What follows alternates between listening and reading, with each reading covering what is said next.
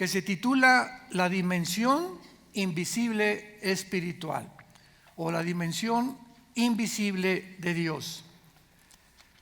No cabe duda que cuando venimos a la Biblia nos vamos a encontrar con pasajes extraños, pasajes raros, pasajes misteriosos, donde tenemos que comprender que la Biblia es ni más ni menos la mente revelada de Dios a mentes finitas como la nuestra, limitada, donde todo lo queremos relacionar o buscar un punto de referencia dentro de nuestro mundo que vivimos. Esta es la razón por la cual cuando Cristo vino al mundo habló en parábolas. ¿Por qué? Porque Él estaba usando enseñanzas espirituales escondidas en historias terrenales.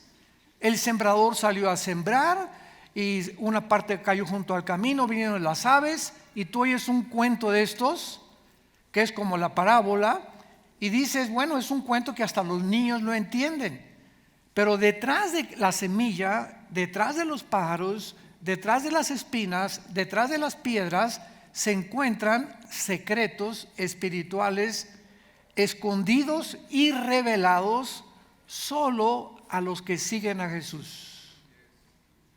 Las personas que no siguen a Jesús y quieren meterse en la mente de Dios o entender las cosas de la Biblia, les son locura. Y esta es la razón, como vamos a ver en esta serie, y estoy emocionadísimo de compartir esto, que vamos a encontrar pasajes donde podemos preguntarnos realmente, ¿de veras crees lo que dice la Biblia? Lo vamos a ver. ¿De veras crees los pasajes que vamos a leer que realmente son verdad? Y no estamos hablando de cosas de como si Jesús fue Dios o vino al mundo, murió en una cruz y resucitó entre los muertos. Tampoco estamos hablando como los milagros del Éxodo, que Dios abrió el Mar Rojo. Eso todos los cristianos lo creen. No tenemos problema para poder creer en eso. Lo que estamos tratando de decir es acerca de cosas sobrenaturales que aparecen en la Biblia en diversos pasajes y que no se mencionan en la mayoría de las iglesias, como lo vamos a comprobar. Vamos a comenzar como una introducción, porque voy a hablar de la introducción en esta hora que tenemos, para introducirles estos pasajes que posteriormente vamos a estudiar con más profundidad y que nos van a dejar completamente anonadados o nos van a quemar los fusibles de la mente y nos van a provocar a realmente pensar, racionalizar, estudiar, reflexionar, que podemos nosotros al meternos a tratar de qué significa esto, vamos a encontrar respuestas, y las respuestas se encuentran en la misma Biblia. Vamos a comenzar desde el libro del Génesis. Por ejemplo, en el capítulo 3, un pasaje conocidísimo por todos los cristianos, pero la serpiente era astuta más que todos los animales del campo que Jehová Dios había hecho, la cual dijo a la mujer, con que Dios os ha dicho, no comas de todo árbol del huerto. Lo primero que encontramos aquí rápidamente es que era una serpiente. ¿Realmente era una serpiente la que le habló a Eva? ¿O había detrás de esta serpiente una entidad espiritual escondida? Y si es así, ¿por qué más adelante Dios le habla a la serpiente que va a comer el polvo de la tierra y que de su semilla vendría la persona que es el anticristo, que heriría en el calcañar o en el tobillo a Cristo, y de la semilla de la mujer heriría a la serpiente? Nos damos cuenta, ¿verdad?, por la palabra hashash o nahash. Los que la quieran escribir en el hebreo tal como suena, nahash es la palabra que se usa para serpiente, y encontramos que esta palabra, cuando se usa verbalmente, se refiere a un ser luminoso, brillante, esplendoroso, que es exactamente la descripción que Ezequiel 28 nos da de Lucifer, que en el hebreo es Heilel, que significa el que porta o el que lleva la luz. Entonces, cuando comenzamos a ver todas estas cosas, nos damos cuenta que la misma Biblia más adelante nos habla de la serpiente antigua. Apocalipsis 12, que se llama Satanás, el diablo, el acusador, que ya son nombres que se le dieron después de que él cayó del cielo a la tierra en su rebelión en contra de Dios. Entonces, esta serpiente, dice la Biblia que era astuta más que todos los animales del campo. Y la palabra animales del campo en el hebreo significa Chai Nepesh, que significa seres vivientes. Entonces vemos, había un ser luminoso, esplendoroso en el huerto del Edén, que al enfrentarse Eva con él, no tuvo ella ningún problema en asustarse, ni tampoco en preguntarle, oye, ¿quién eres? Sino que inmediatamente se involucraron los dos en una conversación filosófica, una conversación con sentido común. Y esto nos habla inmediatamente que descartamos que la serpiente era realmente un reptil, porque los animales, aunque tienen alma, no tienen conciencia de Dios. Esa es la gran diferencia entre los changos, entre los delfines, entre los perros, elefantes, que son los animales más inteligentes que hay. Por más inteligencia que tengan, no tienen conciencia de un Dios. Nunca vas a ver un grupo de elefantes, alabaré, alabaré, ni de conejos, ¿verdad? Ni de chimpancés. Entonces, esto nos muestra que esta serpiente, al decirle a la mujer, serán como dioses, está expresando un lenguaje que no pertenece ni a los reptiles ni a los animales del campo. Entonces, comenzamos a descartar y comenzamos a quitar las incógnitas y enfrentarnos con un ser que se encuentra detrás, y que este ser en toda la Biblia se va a esconder detrás de los seres humanos, detrás de los reyes, muchas veces de los animales y de las personas también, a través de demonios. Entonces comenzamos a darnos cuenta que estamos en un mundo infiltrado por entidades espirituales que están operando a través de seres humanos como tú y como yo. Vamos rápidamente al segundo pasaje en Génesis 6. Ahí le das vuelta a tu Biblia y vemos en los primeros 4 versículos otro pasaje que tampoco es muy discutido, ni tampoco enseñado, ni explicado en la mayor parte de las iglesias del mundo. Y la única razón es porque existe mucho temor a poder enseñar algo que no es correcto, como el libro de Apocalipsis, que casi ya nos enseña. Y esto nos muestra que tenemos nosotros la mente de Cristo, como dice 1 Corintios capítulo 2, para que podamos ya dejar la leche y dejar ya las cosas que hace mucho tiempo aprendimos y comenzar a sumergirnos en la Biblia de una forma más perseverante y más directa, y encontrar la luz que en estos tiempos Dios nos quiere dar. Porque en Daniel 12 dice la Biblia, los entendidos entenderán en los últimos tiempos. O sea, la revelación de Dios es gradual. Cuando te conviertes, así tienes la luz de Dios. Casi nada. Cristo vive, está en mi corazón.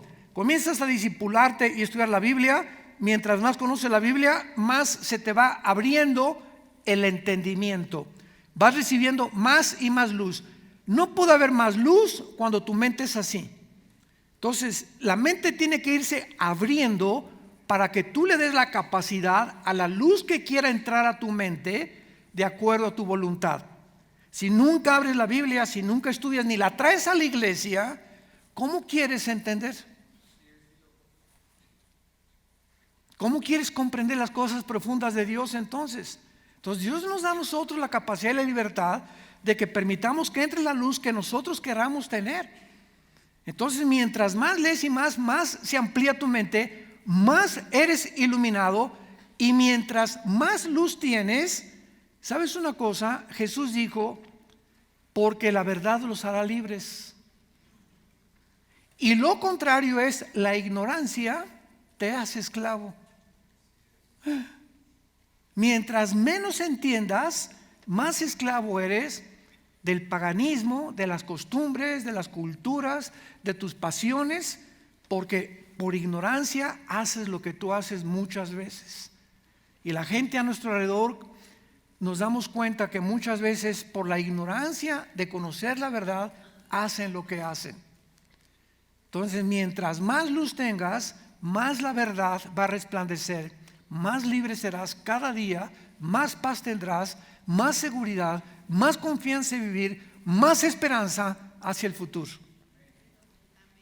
Este pasaje dice así: aconteció que cuando comenzaron los hombres a multiplicarse sobre la faz de la tierra y les nacieron hijas, que viendo los hijos de Dios que las hijas de los hombres eran hermosas, tomaron para sí mujeres, escogiendo entre todas.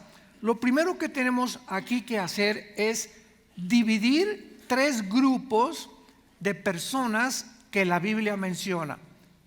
Aconteció que cuando comenzaron, número uno, en una columna, los hombres. ¿Quiénes son? Los seres humanos. Cuando comenzaron a multiplicarse, le nacieron hijas. ¿A quiénes? A los hombres. Y vemos otro grupo que se introduce con la frase hijos de Dios, que es la frase en hebreo ben, con B grande, ben, como suena, ben Elohim. Ben es hijo o hijos de Dios. Los hijos de Dios vieron que las hijas de los hombres eran hermosas y tomaron para sí mujeres. Sigamos leyendo, porque vamos a ver quiénes son estos hijos de Dios. No son hombres, los hombres son diferentes y las mujeres son diferentes. Aquí estos hijos de Dios tomaron a las hijas de los hombres como mujeres. Y dijo Jehová: no contenderá mi espíritu con el hombre para siempre, porque ciertamente él es carne, mas serán sus días 120 años. Había Nefilim, con PH, como suena, Nepilim se escribe en el hebreo, se pronuncia Nefilim, como si fuera F de Francisco. Había Nefilim que se tradujeron gigantes en la mayor parte de las Biblias. Ahorita lo explicamos. Había gigantes o Nefilim en la tierra en aquellos días. Y también, después de que se llegaron los hijos de Dios a las hijas de los hombres y les engendraron hijos. Repito, los hijos de Dios, vamos a ver quiénes son. Al tener relaciones con las mujeres, les engendraron hijos. Y estos fueron los valientes que desde la antigüedad fueron varones de renombre. Aquí otra vez un pasaje entrando en el Génesis, misterioso, profundo, en el cual se encuentran secretos escondidos que solo la Biblia nos puede revelar. La frase hijos de Dios en el Antiguo Testamento siempre se refiere a los ángeles, nunca a los seres humanos. Y solamente se usa 5 veces en el Antiguo Testamento. Ben Elohim, refiriéndose a los ángeles. Número 1. La primera pregunta que tenemos aquí es que aparentemente, al descubrir que son ángeles, ¿cómo es posible que ángeles se puedan relacionar con mujeres y puedan embarazarlas? ¿Verdad? O sea, es la primera pregunta que no tenemos por qué huir de ella y que es lo que la Biblia nos está dando a entender. Y la Biblia después nos dice que el resultado de esta mezcla entre ángeles y mujeres fue el producto de los Nefilim o de los gigantes, que más adelante vamos a ver en muchos pasajes que eran hombres de 4,5 metros de altura, con 12 dedos en las manos y 12 dedos en los pies. Y estos gigantes habitaron este planeta donde tú y yo estamos durante 1000 años y fueron los más grandes enemigos, que no es coincidencia tampoco, de la nación de Israel. En Números 13, cuando Moisés manda a los espías a espiar, ¿se acuerdan? La tierra prometida. Los espías regresan atemorizados. Moisés, es imposible conquistar la tierra de Canaán. ¿Por qué? Porque había hombres de estatura tan grande que parecíamos nosotros langostas junto con ellos. Pero hubo dos hombres, Josué y Caleb, que dijeron: ¿cómo que no? Más grande que los gigantes es nuestro Dios. Entonces, estos gigantes que aparecen en todo el Antiguo Testamento, el último que los acabó fue el rey David. En 2 de Samuel capítulo 21, él se echó a los últimos 4 hermanitos de Goliat. Porque se acuerdan ustedes que en 1 de Samuel 17 se nos describe la guerra, el encuentro entre David y Goliat, que era uno de los Nefilim, inmenso guerrero que retó al pueblo de Israel. Y cuando David va a enfrentarse con él, le pone, ¿se acuerdan? El rey Saúl su armadura, y dice David: no, a mí esta cosa no me queda. Y lo interesante es que David traía una onda con la que siempre antes había matado leones y osos cuando era pastor de ovejas, y recoge 5 piedras. Y en la Biblia, cuando oigas 2 o 3 o 7 u 8 o 9 o 12, el número que tú quieras encontrar en la Biblia, Dios no lo menciona al azar. No hay un solo número que se mencione en la Biblia que sea coincidencial o que se haya nombrado al azar. Hay un significado detrás de él. El 5 en la Biblia es el número de la gracia. Rápido, el 1 es el de la unidad, el 2 de testimonio, el 3 el de la Trinidad, el 5 de la gracia, el 6 es el número del hombre, porque en el 6º día fuimos creados, el 7 es de la perfección, el 8 es de la perfección y de la excelencia, el 12 el del gobierno, y así podemos ir mencionando la numerología que en la Biblia se llama gematría. ¿Por qué? Porque detrás de cada letra del hebreo hay un significado numérico.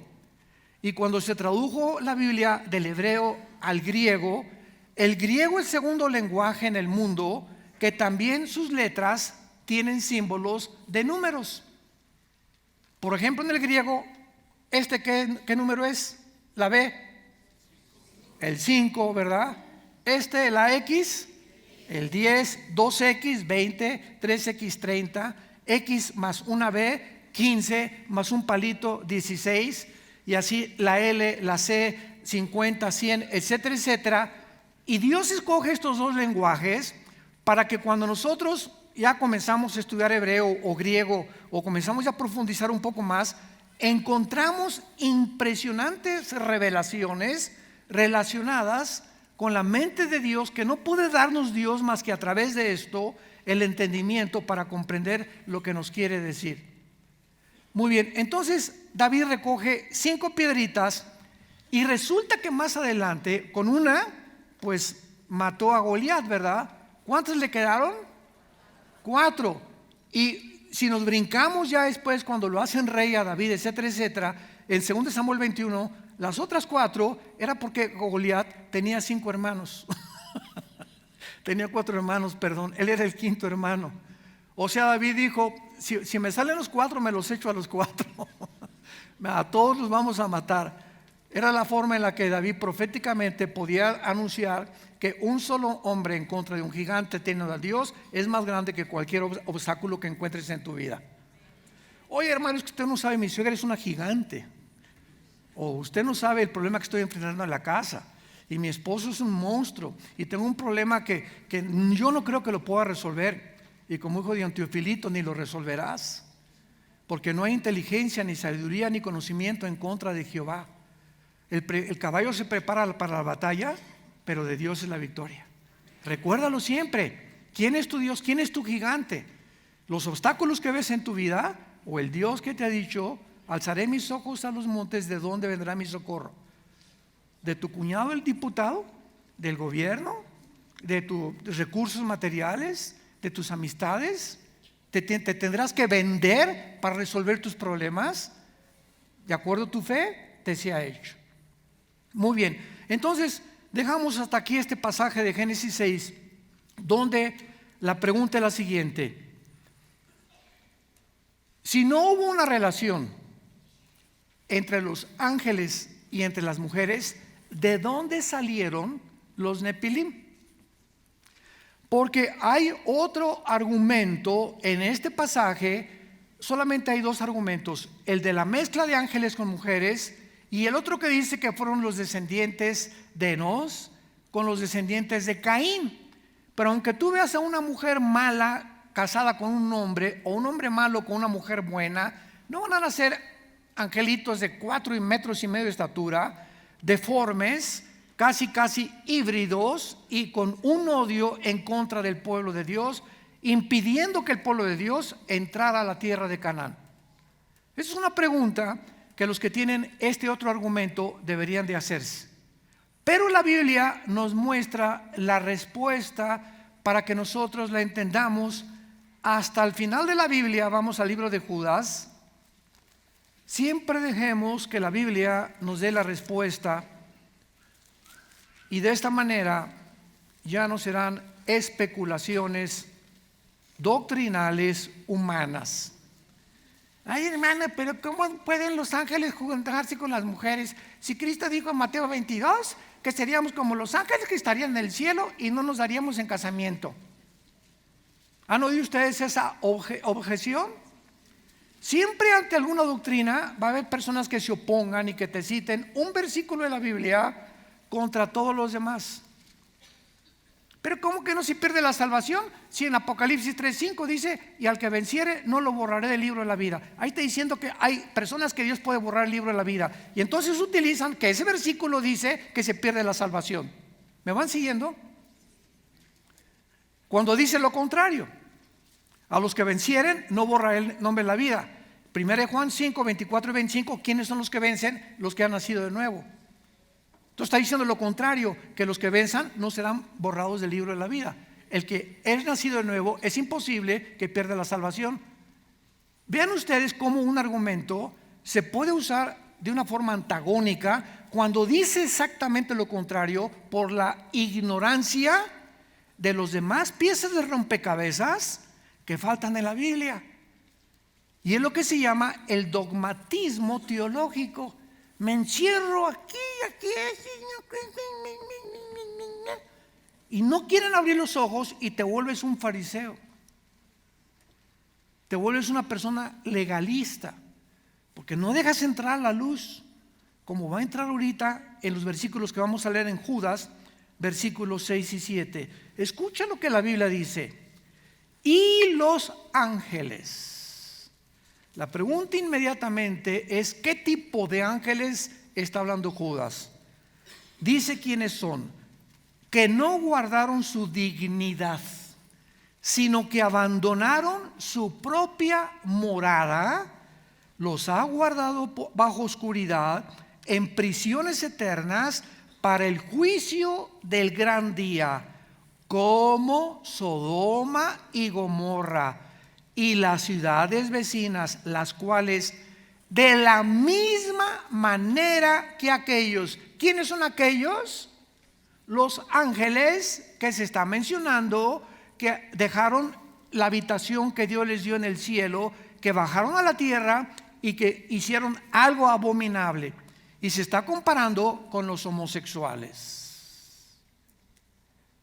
Los habitantes de Sodoma y Gomorra, de la misma manera que aquellos, habiendo fornicado e ido en pos de vicios contra natura, fueron puestos, por ejemplo, sufriendo el castigo del fuego eterno.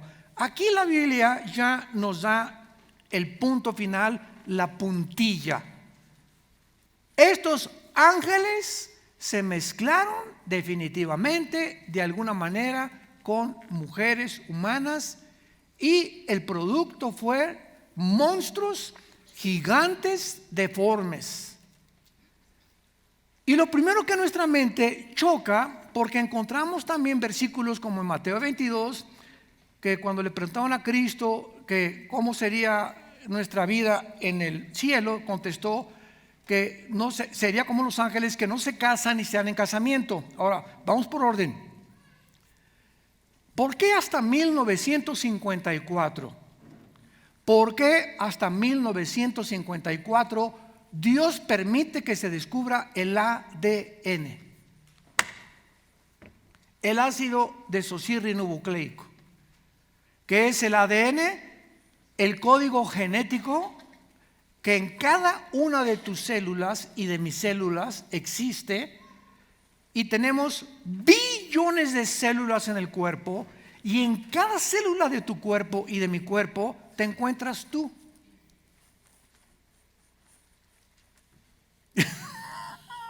Ya vamos a llegar a Los Ángeles. Vamos a comenzar ya a ver cosas ya que son científicas, que ya nos comienzan a fundir los fusibles. En cada célula de tu cuerpo se encuentra Carlos Camaleón, Pancracia Porfiria de Atlacomulco Los Altos, Juan González. En cada célula de tu cuerpo está exactamente la información. Si hay información, hay inteligencia, porque ¿quién metió esa información en ese disco que tú lo metes a la computadora y te aparece un programa? Por el amor de Dios, si yo tengo un disco y lo meto a la computadora y hay un programa en ese disco, esa información no la pusieron las arenas de la playa, ni el aire, ni la erosión, ni la ecología. Alguien con una mente inteligente tuvo que haber puesto esto para que cuando yo lo metiera a la computadora pudiera abrirse y ver yo algo que se encuentra realmente codificado y abierto ante mi pantalla. Entonces, cuando en cada célula de nuestro cuerpo, señores ateos que nos ven, señores agnósticos y escépticos que nos oyen, en 1954, cuando se descubre que es imposible la teoría de la evolución, porque el código que tenemos ADN en cada célula no puede cambiarse a otro código.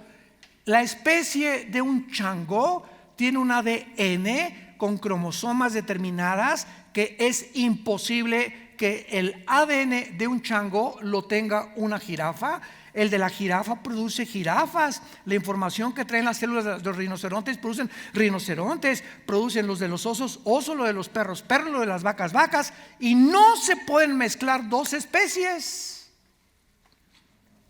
Y el día que se descubra la mutación de una especie a otra especie, se comprobaría que la teoría de la evolución es verdad.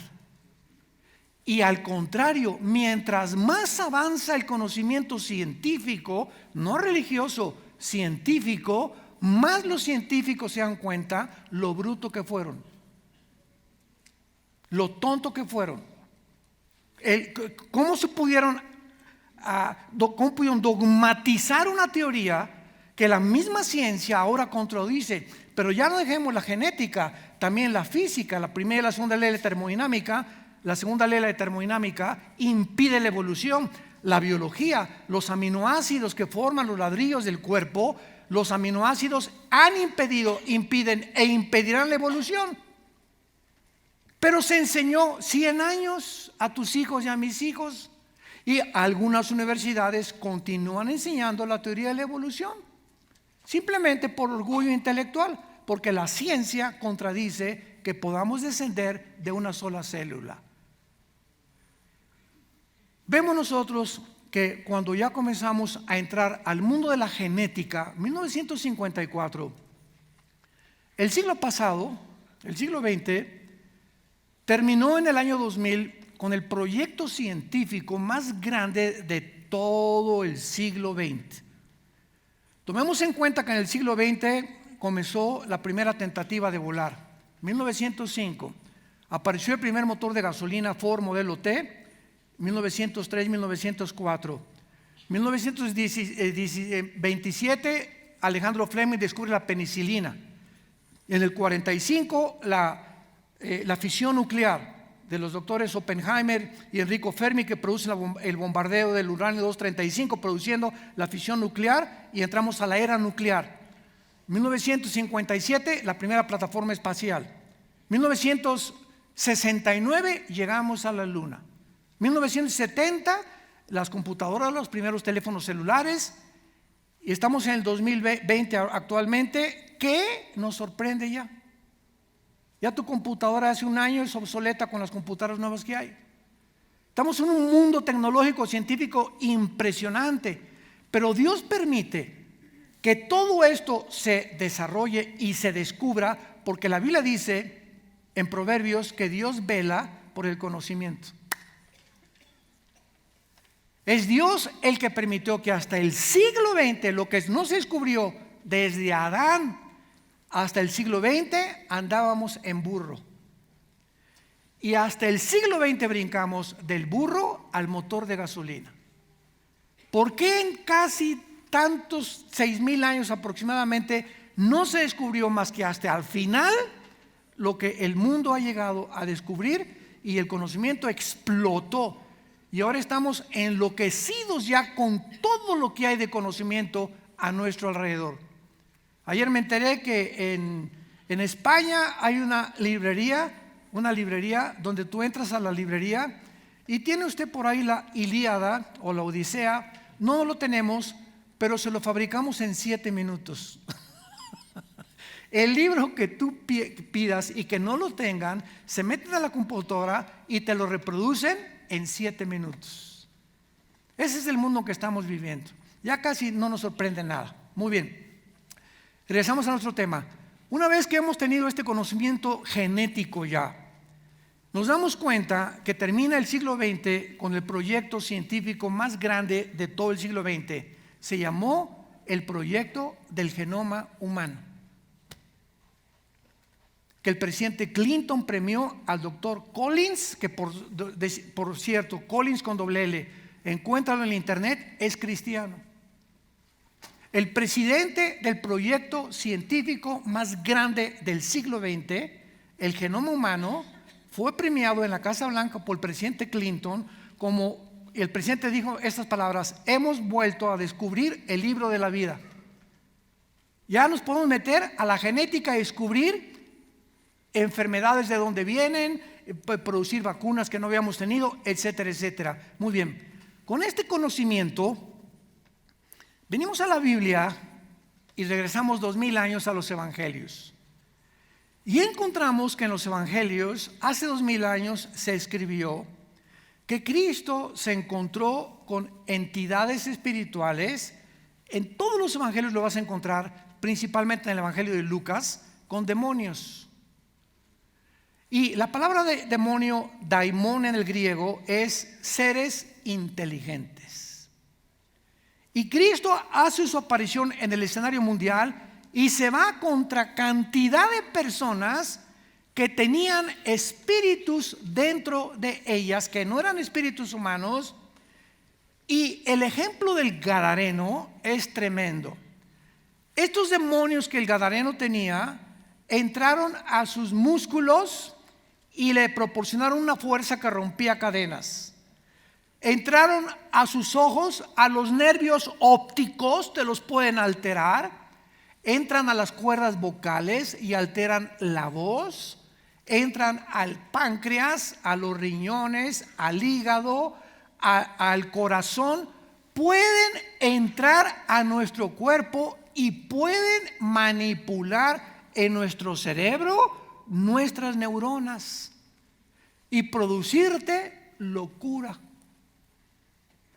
Pueden desconectar alambritos, porque es una cosa tremenda de electricidad lo que traemos aquí adentro, y te pueden producir sociopatías o esquizofrenia o psicosis o paranoias, y entonces comienza a descomponerse algo en la mente. Recurramos ¿a quién? A papá psicólogo, a mamá psiquiatra. Y te enfrentas con un hombre igual que tú, que no tiene el control de tus neuronas, ni tampoco de tus problemas, y lo único que te van a dar es chochos. Ecuanil, Prozac, Valium, para controlarte químicamente. Porque el hombre se enfrenta a la mente humana con problemas mucho más grandes en las que solo Dios puede realmente sanar. Y la mayor parte de las personas que llegan a la esquizofrenia, a la paranoia, a la psicosis, a las sociopatías, son personas que nunca trataron con sus pecados en su pasado. La Biblia dice que cuando tú no te arrepientes de tu vida y de tus pecados te alcanzarán. Y tal vez dentro de un mes, dentro de 6 meses o dentro de 5 años. Pero lo que tú hiciste te va a alcanzar tarde o temprano. Y Dios nos da la oportunidad que se llama el arrepentimiento. Si confesamos nuestros pecados, Él es fiel y justo para perdonarnos y limpiarnos de toda maldad. Limpia tu alma. Saquemos de nuestra alma frustración, rencores, odios. Qué terrible es la amargura contra alguien, la falta de perdón. Eso envenena nuestra alma, nos comienza a descomponer las neuronas y les abre la puerta a los demonios. Entonces, una vez que nos damos cuenta, el acceso que tienen los demonios, inclusive a las neuronas, pregunta, ¿no tendrán también acceso a los órganos sexuales?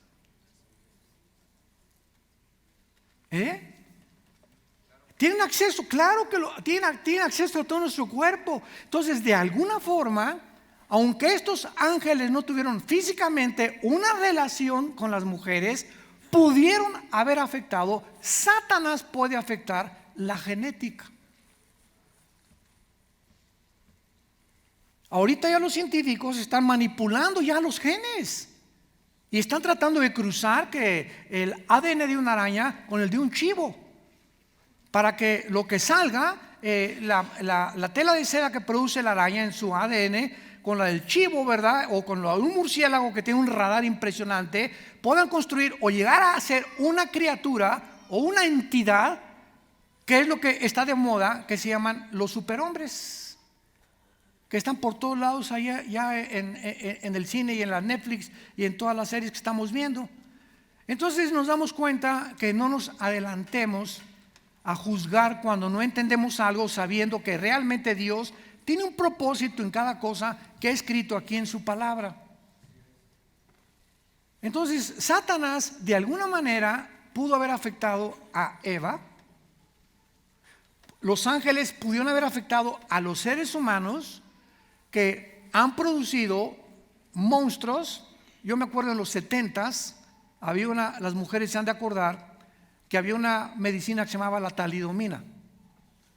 Y de repente las mujeres comenzaron a tomar esta droga y comenzaron a nacer niños con 2 cabezas. O sea, monstruitos con 3 piernas, etcétera, etcétera, debido a la falta de investigación científica y la ignorancia, hasta que descubrieron que era resultado de la famosa talidomina, que ya la prohibieron en el mercado, gracias a Dios. Pero vemos nosotros que cuando nace un niño así con unas características anormales, es porque los cromosomas de ese niño, estando en el vientre de su madre, fueron afectadas o por drogas, o por alcohol, o por demonios. Por eso qué importante es cuando tú te embaraces. Yo bendigo a mi bebé, te bendigo en el nombre de Jesús. Tú vas a ser guerrero de Dios. Padre Santo, guárdalo de todo mal y voy a vivir, voy a cuidar mi salud mientras mis 9 meses de embarazo, y Dios te bendice como no te puedas imaginar. Entonces comenzamos a entender cosas que no entendíamos antes, gracias a la ciencia, a la luz de la Biblia. Que ya la Biblia se había adelantado con lo que podía pasar en un área de investigación desconocida, que era la genética, que ahora nos da explicaciones de tantas cosas que actualmente no conocemos. Muy bien, y vayamos a otro pasaje, Primera de Reyes capítulo 22, y aquí ya nos vamos acercando. Si los 2 primeros que vimos te fundieron los fusibles, Y comenzamos ya a entender muchas cosas que la Biblia decía hace cientos de siglos. Esto es maravilloso.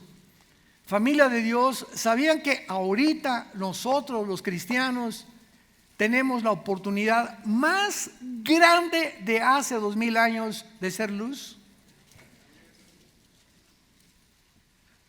Ahorita el mundo político, económico, filosófico, religioso, científico están, ¿dónde? ¿Dónde? Están unas tinieblas terribles, una incertidumbre de lo que está pasando. Nada están seguros ya de nada. Es la oportunidad de la iglesia de levantar la bandera de la verdad y brillar y dar respuestas en cualquier disciplina académica que pueda el mundo presentarnos o desafiarnos a poder conocer. Es la oportunidad tan grande que tenemos como iglesia actualmente. En Primera de Reyes capítulo 22 tenemos la historia de un rey malo, se los voy a simplificar, llamado Acab. ¿Se acuerdan que fue el esposo de Jezabel? Muy bien, este rey que quería, ¿verdad?, unir fuerzas con otro rey. En aquel tiempo se buscaban las alianzas con el rey de Judá para atacar a sus enemigos en un lugar llamado Ramot de Galat. Entonces viene Acab con Josafat, el rey de Judá, y le dice: vamos a unirnos y vamos a acabar con los sirios que estaban en Ramot de Galat contra ellos. En aquel tiempo casi todos los reyes, como actualmente los gobernantes, o tenían astrólogos de consejeros, o chamanes, o brujos, o profetas de Dios. Y entonces cuando Acab le dice cuando Josafat le dice a Acab: oye, pues vamos a consultar a los profetas, Acab le contesta a Josafat y le dice: no, porque los profetas que yo tengo siempre me profetizan cosas malas, y entonces no los vamos a hablar a ellos. Entonces le dicen a Josafat: hay un profeta que es diferente a los demás, que se llama Micaías. Vamos a consultar a Micaías para ver si debemos atacar y matar a este rey que querían matar y tomar esa fortaleza que querían tomar. Entonces vemos nosotros en el versículo 13 y 14 que el mensajero le mandan a hablar a Micaías, y le habló diciendo: he aquí que las palabras de los profetas a una voz anuncian al rey cosas buenas. Si ahora tu palabra conforme a la palabra de alguno de ellos, y anuncia buenas con éxito. Y Micaías respondió: vive Jehová, que lo que Jehová me hable, eso diré. Versículo 17. Entonces él dijo: vi a todo Israel esparcido por los montes como ovejas que no tienen pastor. Y Jehová dijo: estos no tienen señor, vuélvase cada uno en su casa en paz. Micaías comienza a profetizar lo que él está viendo respecto a lo que le están preguntando del futuro de Israel. Y en el versículo 19 al versículo 23 encontramos algo sensacional, misterioso, maravilloso. Entonces, versículo 19, él dijo: oye pues palabra de Jehová, yo vi a Jehová sentado en su trono, y todo el ejército de los cielos estaba junto a él, a su derecha y a su izquierda. Imaginémonos esta escena: Dios con miles o millones de espíritus a la derecha y con millones de espíritus a su izquierda. Y Jehová dijo: ¿quién inducirá a Acab para que suba y caiga en Ramot de Galad? Y uno decía de una cosa y otro decía otra cosa. Dios preguntándoles a sus siervos quién iba a tomar la decisión o cuál era el plan para tomar Galad. ¿Qué no es el Dios todopoderoso? ¿Tiene Dios que consultar a sus ángeles para muchas cosas que él hace? Y salió un espíritu, versículo 21, y se puso delante de Jehová y dijo: yo le induciré. Y Jehová le dijo: ¿de qué manera? ¿Qué no es omnisciente Dios? ¿Se fijan todas las preguntas que comienzan a surgir? del pasaje que estamos leyendo, creemos lo que estamos leyendo. Dios le está preguntando, ¿qué no sabe Dios ya un plan y todo? No lo tiene disque predestinado. ¿Cómo lo harás? Le dice Dios al espíritu. Y él dijo: seré espíritu de mentira en boca de sus profetas. Le inducirás y aún lo conseguirás. Ve pues y hazlo así, le dice Jehová. Y ahora he aquí que Jehová ha puesto espíritu de mentira en la boca de todos tus profetas. Jehová ha decretado el mal acerca de ti. Aquí estamos encontrándonos con un pasaje, santos de Dios, donde Dios tiene a la derecha y a la izquierda espíritus. Y lo que nos sorprende es que Él está involucrando a estos espíritus en sus planes. Y está dándoles la oportunidad a estos ángeles o espíritus de que ellos opinen acerca de lo que se puede o no se puede hacer. Ahora, si tenía miles o millones a la derecha y a la izquierda y salió uno entre ellos, significa que antes hubo algún tiempo como de: oye, yo opino esto, yo opino aquello, ¿verdad? Y como que ninguno era realmente lo que se tenía que hacer, hasta que salió uno y dijo: yo sé cómo se puede hacer. Y Dios dijo: ¿cómo lo vas a hacer? Voy a hacer esto, voy a mentirles a los profetas, él ve el campo de batalla y van a matar al rey Acab. Y le dijo Dios: ve y haz eso.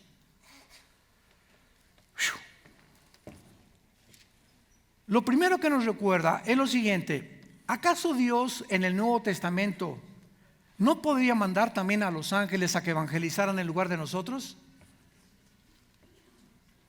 ¿Somos más poderosos que los ángeles nosotros?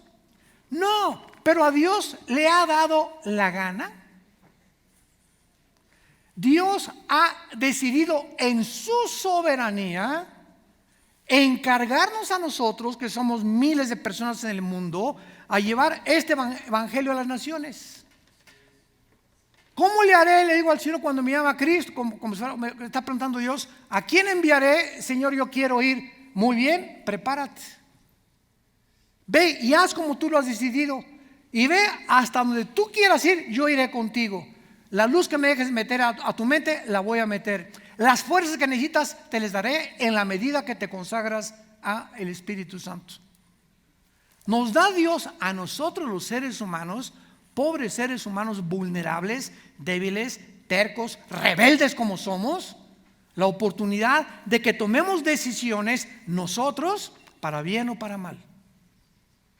Y llegamos al Apocalipsis y los ángeles de Dios detuvieron los vientos y los ángeles de Dios detuvieron a esto, y vemos todos los ángeles en el Apocalipsis operando en el mundo cuando Dios lo podía hacer.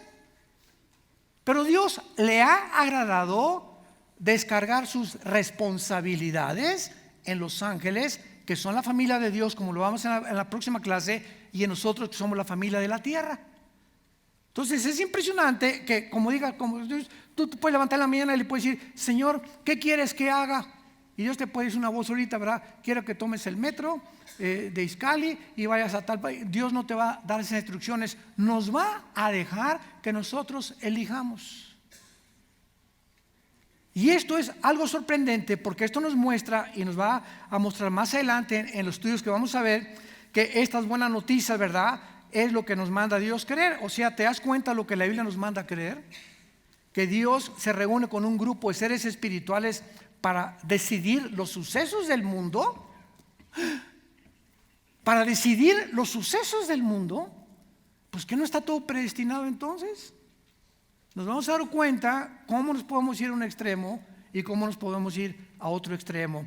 Y veamos otro rápidamente en Segunda de Reyes. Dale la vuelta, capítulo 6.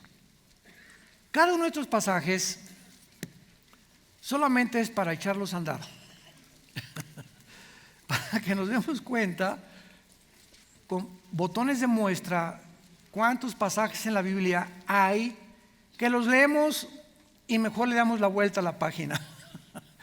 Porque pues no tenemos explicación, ¿verdad? Y cuando ya comenzamos a hurgar y a profundizar y investigar, encontramos perlas preciosas escondidas. En 2 de Reyes 6, versículo 14, encontramos que dice la Biblia que Entonces envió el rey a mucha gente de a caballo, un gran ejército, vinieron de noche, sitiaron a la ciudad y vemos que estaban amenazados los profetas de Dios. Y se levantó de mañana y salió el que servía al varón de Dios, o sea, un ayudante que tenía este profeta, Eliseo, y el ejército tenía sitiada la ciudad con gente de a caballo y carros. Entonces su criado le dijo: Señor mío, ¿qué haremos? Él le dijo: no tengas miedo. Familia de Dios, abran la mente, vean lo que nos va a revelar Dios. Y esta es la mente de Dios, y esto es real, más real que Reino Ventura. No tengas miedo, más son los que están con nosotros que los que están con ellos. Y oró Eliseo y dijo: te ruego, Jehová, abre sus ojos para que vea. Entonces Jehová abrió los ojos del criado y miró, y el monte estaba lleno de gente de a caballo y de carros de fuego alrededor de Eliseo. Y luego que los sirios descendieron a él, oró Eliseo a Jehová y dijo: te ruego que hieras con ceguera a esta gente. Y los hirió con ceguera conforme a la petición de Eliseo. El profeta Eliseo se encontraba en serios problemas, pues un rey enojado, como acabamos de leer, envía tropas a rodear su casa. Cuando el siervo de Eliseo se asusta, Eliseo le pide a Dios y le dice a su siervo con mucha seguridad: ábrele los ojos. Y Dios le abrió los ojos. Y simplemente Dios nos permite ver que estamos rodeados de un mundo más real que el nuestro, porque el mundo invisible que nos rodea fue creado antes que nosotros, y antes que la creación de los 6 días del Génesis. Antes de la creación humana, los ángeles ya existían, como lo dice Job 38. Cuando Dios estaba creando la tierra, o formando la tierra y tomando las medidas y todo, los ángeles ya estaban viendo y regocijándose cómo Dios formaba el mundo. Entonces la Biblia nos quiere abrir los ojos para que estemos cada día más conscientes que no estamos solos.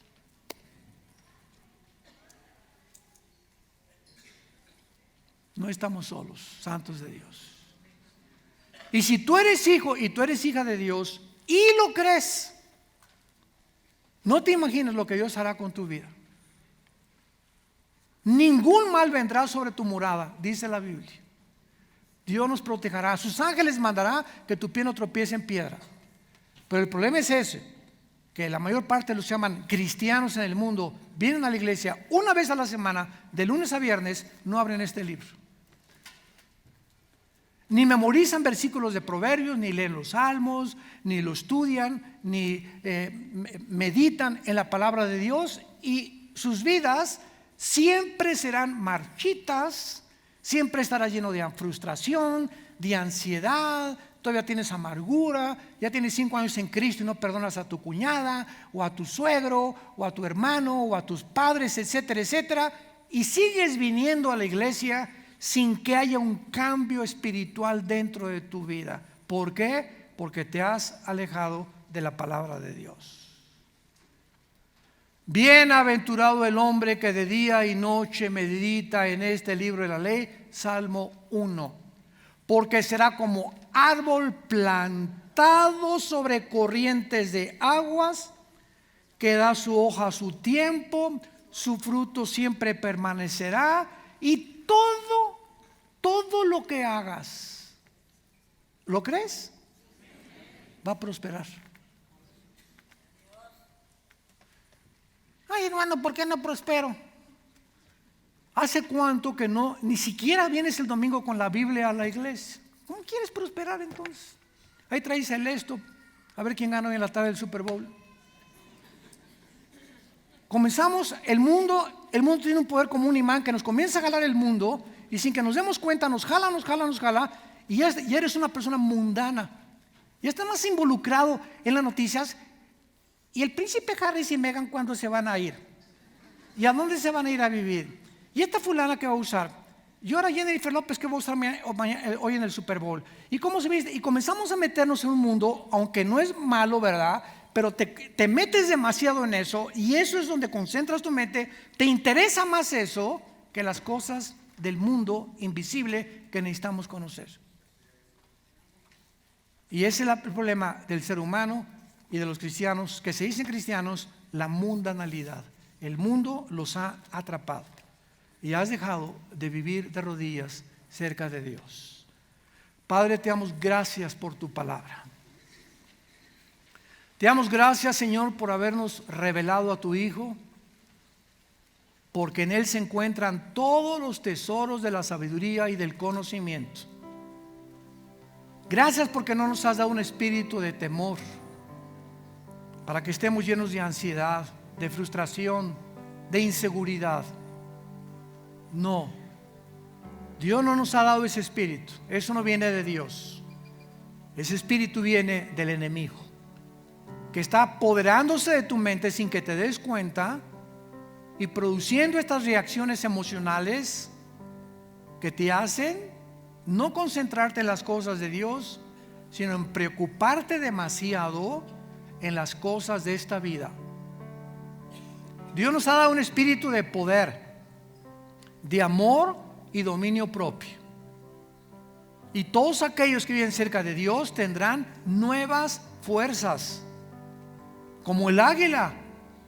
Dios te puede levantar de donde tú te encuentras con su poder si tú crees que Él es real y que hay un mundo mucho mejor a nuestro alrededor que puede operar en nuestra vida, familia, negocios y lo que hagamos si creemos y lo ponemos en práctica. Ustedes que nos ven por la televisión, les pido, si no tienen a Cristo o aquí presentes alguna persona, que le abras tu corazón en este momento y le digas: te pido perdón por mis pecados, creo que en la cruz pagaste por ellos, en la cruz con tu sangre preciosa, que resucitaste a los 3 días, y entra a mi corazón, Señor, como mi Dios y mi Salvador. Te lo pido y te doy las gracias en el nombre de Jesús, amén. Vida Nueva para el Mundo y Dr. Armando Alducin Ministries presentaron El Poder de la Palabra de Dios.